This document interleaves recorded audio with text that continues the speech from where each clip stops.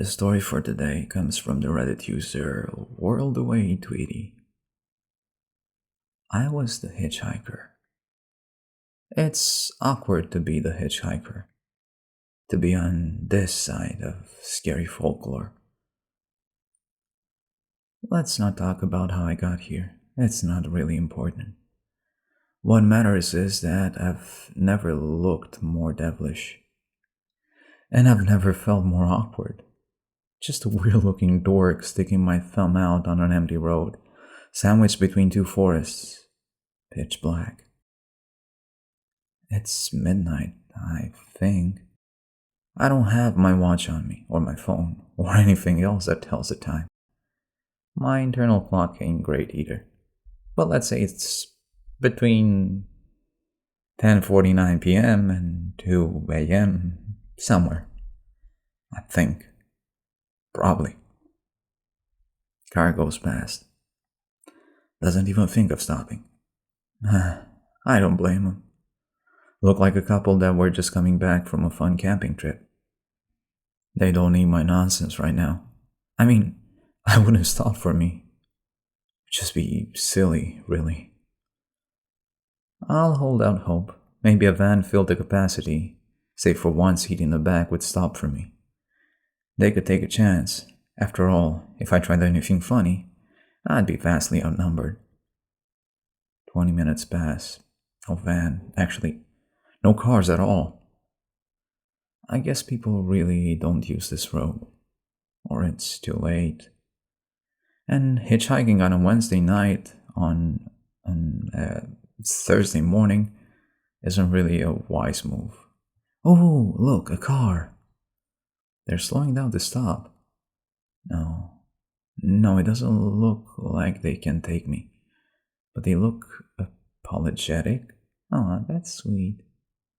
They're sort of mumbling sorry and shrugging. It's fine. Just glad you looked at me, really. I'm pacing. I wish I had my cigarettes. I hate being in one place for too long. I hate being alone with my brain. It ruminates.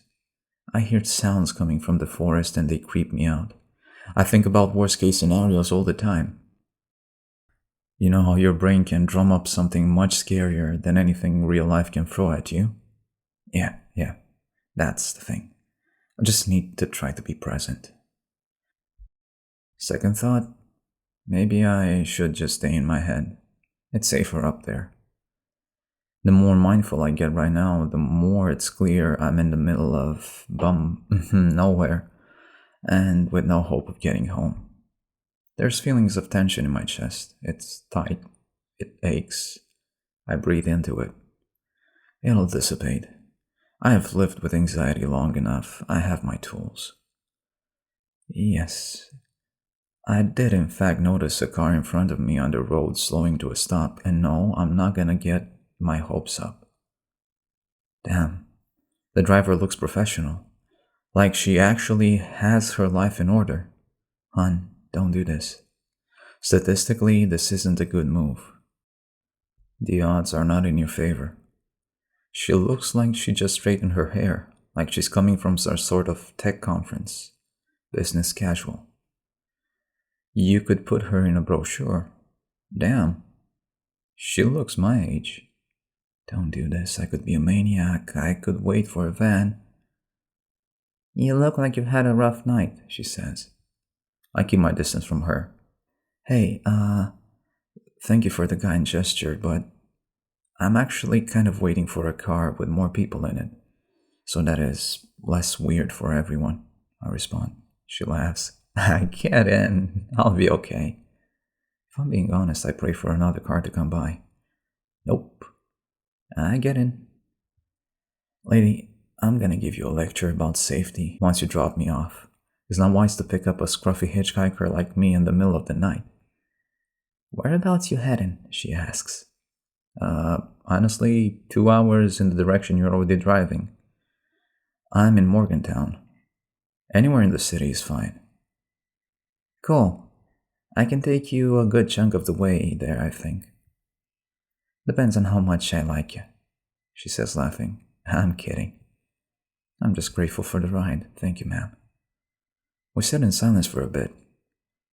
I was hoping she'd put on the radio or something. Usually people are more talkative. I don't want to start ruminating again. I wonder what she's thinking. Does she regret picking me up? Is this weird? Is she scared for her safety? She shouldn't be, but I get it. This is weird, right? So, I do have to ask. It's Thursday morning at 1 a.m. What are you doing in the middle of the road? She asks. 1 a.m. Nailed it. My internal clock is better than I thought. And look, lady, I know you just want to have a conversation, but I really don't want to answer this question. Retreat with my friends. We do it every year. It's a bit of a ritual, I say. She looks confused. Right. And does this retreat end up with you standing in the middle of the road, looking the way you do right now? No offense? None taken. And, no, I left early. On not so great terms, I responded. She snickers. She looks at me, kind of warm. That's it? She says. That's it, I respond. She shakes her head. Awkward silence. I'm starting to go back in my head. Please turn on the radio or something. You know, if you talk more, it would be easier to trust you. I mean, I don't pick up strangers in the middle of the night. She says. I laugh. You're free to drop me off whenever you want. I feel weird about this too. It's kind of like when you're accidentally walking behind someone at night, and you feel weird, but you two are going the same way. And yet you stuck out your thumb and got in my car, she says. Good point. I mean, it wasn't a good point. It's good to self-reflect sometimes, right? I can be a hypocrite, sure. She laughs again. Okay, I'll tell you something about me, but then you have to tell me something about you, she says. Damn it, she's cute.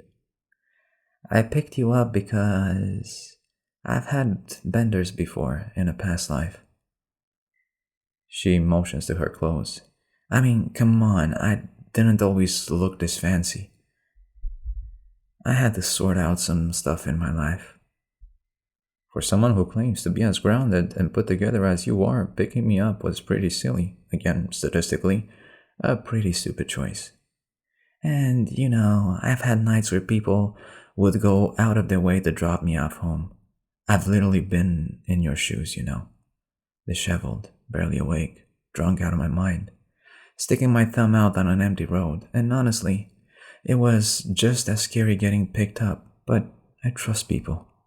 And they took care of me and brought me home.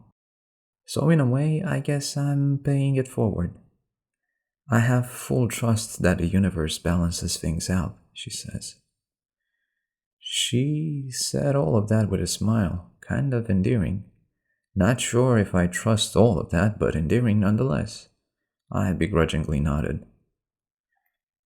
That's actually kind of wholesome. Now you, she said back. I sighed. The road runs long. It's kind of scary outside. Maybe if she likes me enough, she'll take me all the way home. I don't want to be out on the streets again. I'll open up a bit. All right, so you ever had a group of friends where you've changed so much as a person that you probably shouldn't be friends with them anymore, but you also feel obliged to show up when they ask you to come out? I asked. She snickers. So you end up going out on that stupid event you know you shouldn't be going to, and you regret it immediately, she said back. Exactly, so I go, because we're all friends, right? And we go way back, except I don't like the idea of getting trashed at a hostel, and having to give the group my phone, my keys, my wallet, everything. Play that stupid game we all play, I say. Stupid game? I sigh. All right.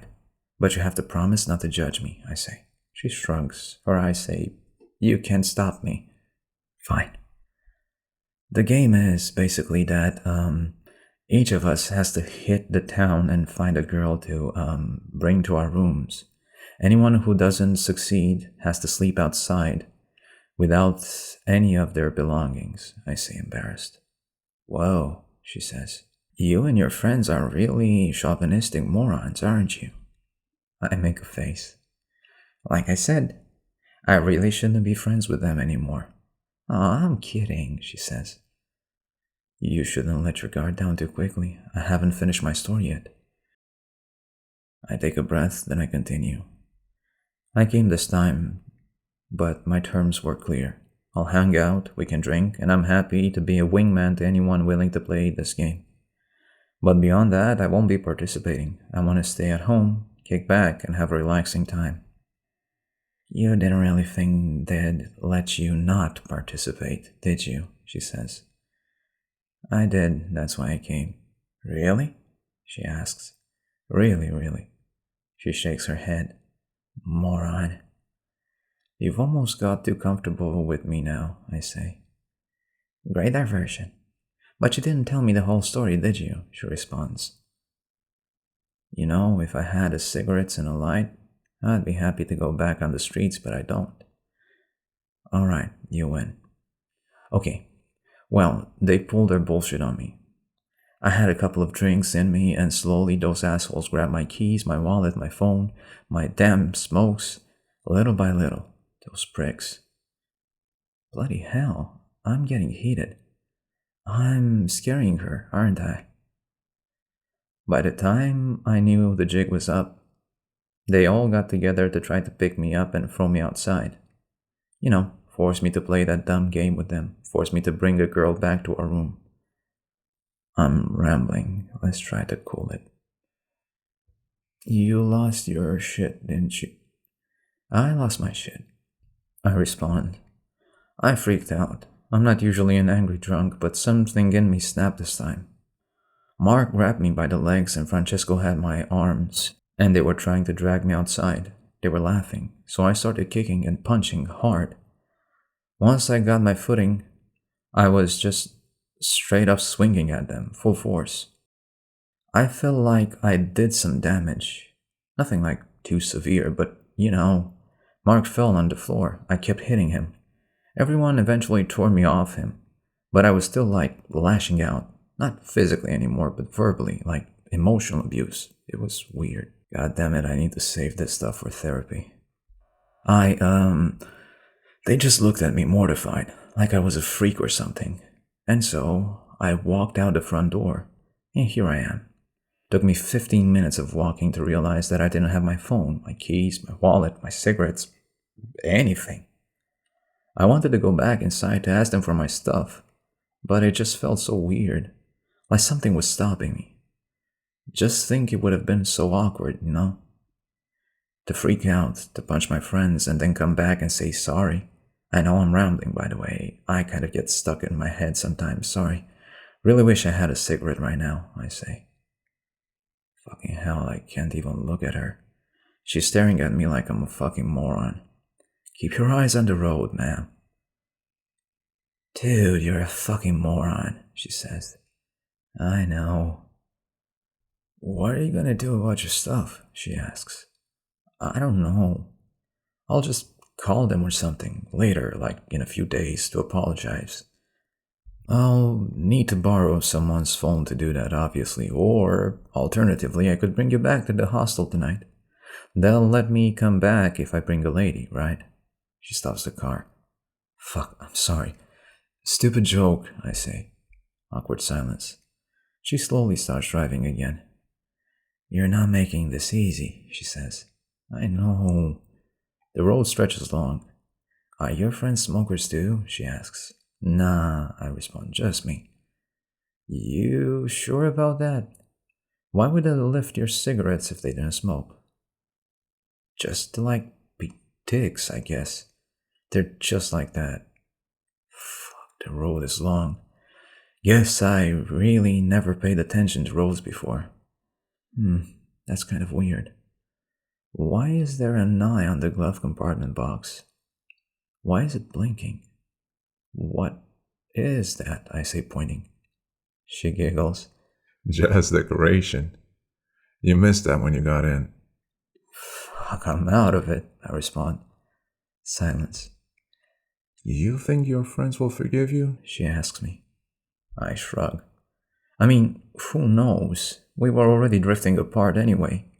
Maybe it's for the best if they don't forgive me. Right.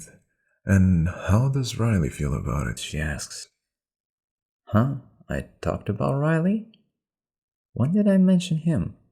Riley? I ask. Yeah. She says back. Yeah, I don't really know how to feel about it.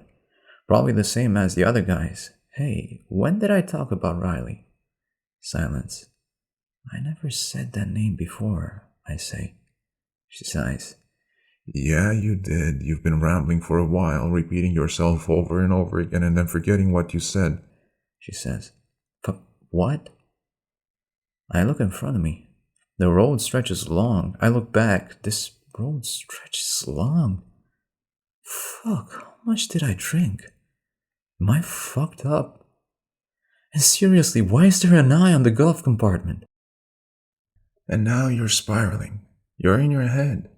And it's gonna be super quiet and awkward for another few minutes. She says back. Shit. Keep it cool, dude. Clearly my hitchhiker etiquette needs some work. I'm being unseemly. Sorry, weird night. It's fine. Just take a chill pill, Michael. Breathe in, relax. It's all good. She says. I never said my name before, I say. You are really forgetting stuff. No, I'm not actually, and I hate to use a very overused term, but it seems like you're gaslighting me right now, I respond. Look, I'm not comfortable with you freaking out on me, she says. Just look out the window, take a breath, and cool off. You'll get home. Fine. Fucking hell, back in my head with my thoughts. Back to looking outside. This road stretches long. This road stretches really long. Am I losing it? Take a deep breath in. I'm okay. It's been quiet for a little bit. I think I can calm down. Yes, this fucking guy is still there, but... You know, I think Mark smoked your cigarettes after you left to calm down. Alright, she wants to break the tension by theorizing about my friends. Fuck it. I'm here for it. I think he smoked them indoors, a few of them. I think he tossed them half smoked and still lit into a large potted plant. I don't think he knew any better. I think they caught fire, she says. Wait, road isn't narrow anymore. Why does it feel like we're driving in a large open field? What are you saying? I don't think your friends knew what to do. They were probably too fucked up. So the whole place was up in flames quickly. Really, really quickly. I think the fire got them. Fuck, eyes on the road. Stop looking at me while you're driving. Hey. She's smiling at me. Right at me. Deranged. I look away. I look in front of me. Where in the cosmos? But it's not inspiring. It looks like hell. Black holes all around me. Empty space. What the is going on? I don't want to look at her. But I can see her in my peripheral vision. She's still smiling at me. I look over just a little bit. Her smile and teeth are extending beyond her face. Her face is extending beyond her face. Her whole being is taking up more space. She looks animated, unreal, pitch black, unreasonably happy. Her smile is so clear it doesn't make sense. I feel like I'm prey. This feels like nature. Her eyes are smiling, warm. She's looking at me harder than anyone ever looked at me in my life. Fuck. When did I start looking back at her? I don't want to be looked at. Don't look at me. I can't scream. But I'm still alive. Maybe if I keep doing what I'm doing, I can stay alive. If it wasn't the cigarettes, it would have been something else. You shouldn't blame yourself, she says. Did she always sound like this? I turn away from her. My eyes are back on the road. Sorry, on the cosmos. The universe stretches long, They were all going to depart tonight. she says. She's not using her mouth to talk, You wouldn't want to see what's in my mouth. she says. Don't think about this. Just look ahead. Eyes on the universe. Just don't move. Fuck, wait, is that my house? Why is my house in the middle of the fucking cosmos? Why is it here? I wanna go home. Real home. I can feel your muscles twitching in your arms and legs. I can smell your intestines. I don't know what to do. I need to stop thinking. It'll pass. One way or another, this'll end. You never ate carrots. Lying is a casual sport for you. You're happier than you pretend to be, she says. She's in front of me. She's splattered on the windshield. I can feel her face on the headrest against the back of my head. She's speaking into me. You're trying not to think. Correct, ma'am? I hope this fucking car crashes. No, you don't. You're hoping it'll be okay. You're praying it'll all be okay.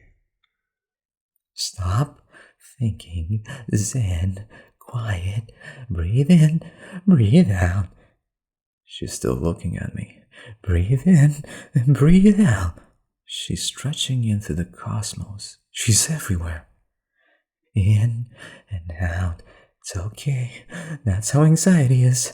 It'll get worse before it gets better. Breathe in and out. She's in front of my face. She's even closer when I close my eyes. In and out. In and out. Breathe.